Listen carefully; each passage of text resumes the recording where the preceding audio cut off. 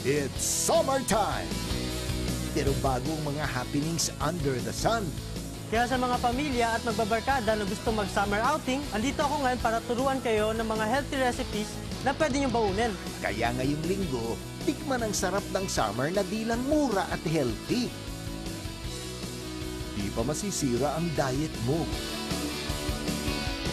Sa tahanan ng mga doktor ng bayan, Pinoy MD, linggo ng umaga. May Pinoy MD! May Pinoy MD! Halina upang maintindihan. May Pinoy MD! May Pinoy MD! Nandito na mga doktor ng bayan. May Pinoy MD! May Pinoy MD! Halina sila'y ating pakinggan. May Pinoy MD! May Pinoy MD! Nandito na mga doktor ng bayan. Mga Pinoy MD! Mga Pinoy MD! Mga Pinoy MD! Bago ka magtampisaw, makinig muna sa ituturo ni Chef. Dahil ngayong umaga, healthy summer recipes ang kanyang ibibida.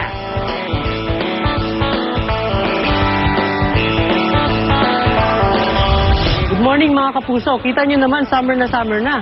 Kaya sa mga pamilya at magbabarkada na gusto mag-summer outing, andito ako ngayon para turuan kayo ng mga healthy recipes na pwede nyo baunin. Dahil uso ang ihaw-ihaw tuwing may summer outing, ituturo ni Chef ang mas healthy at yummy alternative na crema tilapia. Para sa ingredients, kailangan ng tilapia, mantikilya, keso, hiniwang kinsay, red bell pepper, bawang, at all-purpose cream.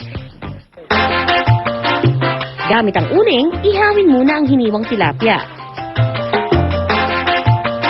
Habang niluluto ito, maglagay ng mantikilya sa isang kawali. Kapag natunaw na ang mantikilya, igisa rito ang bawang. Hintayin itong pumula at saka itabi. Huling lagyan ng mantikilya ang kawali at saka ibuhos ang all-purpose cream at keso. Lagay na natin ang cheese hanggang sa matunaw. Kapag ka medyo natutuyo na yung sauce natin, dagdagan natin ng all-purpose cream. Pero wag masyadong marami. Kasi gusto natin yung sauce natin is maging cheesy yung flavor. Pagkahalo ng mixture, saka lagyan ng kinsay at red bell pepper na siyang magdadagdag ng aroma at color sa ating recipe.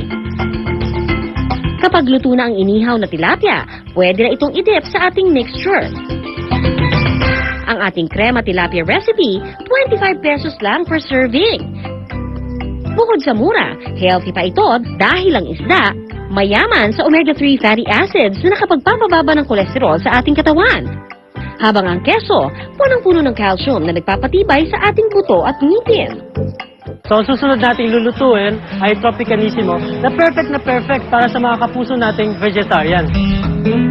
Para sa ingredients, kakailanganin ng mantikilya, bawang, sibuyas, tokwa, papaya, red bell pepper, patola, toge, singkamas, tomato sauce o ketchup, at croutons, pero kung wala nito ay pwede na ang dinurog na tinapay, at carrots. Okay, dito sa ating Tropicalissimo, mabilisan lang to. Igigisa lang natin ng iba't ibang klase ng gulay. Gamit ang mantikilya, igisa ang bawang at ang sibuyas. Sunod na ilagay ang tokwa at ang papaya, red bell pepper, carrots, patola, at toge. Haluin ng maigi ang mga sangkap. Pagkatapos ng 2 minuto, ilagay naman ang singkamas. Muling haluin ang mga sangkap upang lumambot tsaka ilipat sa isang plato. Lagyan ng tomato sauce o ketchup ang paligid nito.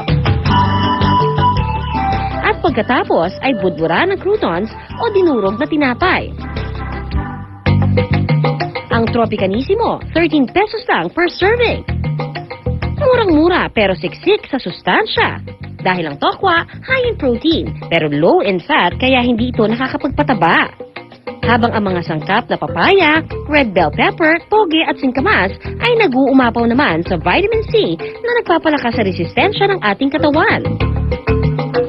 Habang ang tomato sauce o ketchup naman ay may lycopene na panlaban sa cancer. Matapos ang maghapong pagbibilad sa araw at pagtatampisaw, yak, gutom ang abot nyo. Kaya naman, huwag kalimutang ihanda ang summer dishes na ating natutunan para busog ka na, healthy ka pa. Ayan, talaga namang nabusog po tayo sa kaalaman dyan sa report na yan. At sana nga ho, masundan natin yan. And syempre, dyan lang kayo dahil marami pa kami ibibigay sa inyong tips sa pagbabalik ng Pinoy MD! Susunod, huwag nang kukurap dahil iisa-isahin na iba't ibang eyelash extension procedure. Safe ba? Mga Pinoy MD.